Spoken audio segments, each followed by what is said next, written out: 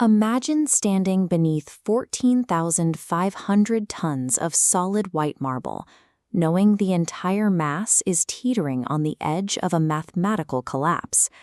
Today, the Leaning Tower of Pisa rests at a highly visible 3.97-degree tilt. For over 8 centuries, this structure has been fighting a relentless battle against gravity. The root of this architectural crisis goes all the way back to the tower's original design in 1173. The builders began by laying a foundation that was just 3 meters deep. This cross-section diagram shows the mismatch. You have a shallow 3-meter foundation trying to support a towering 55.86-meter structure. And worse, it was embedded directly into weak, mushy, unstable subsoil. By 1990, gravity nearly won.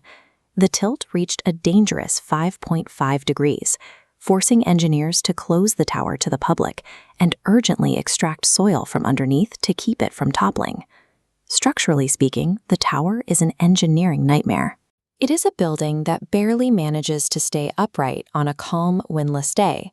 Yet Pisa is not a calm place. Since 1280, this region has been struck by at least 4 strong earthquakes.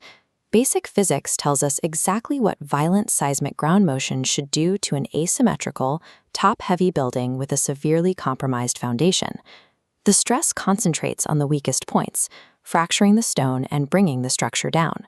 By all laws of physics, this flawed tower should have snapped centuries ago. So why is it still standing? A 2018 engineering investigation finally set out to solve this 500-year-old architectural mystery. This visualization maps out resonance. What happens when an earthquake's seismic waves match a building's natural vibrational frequency? Notice how the amplitude graph peaks. Resonance is the real killer, vibrating rigid structures so intensely they tear themselves apart from the inside out.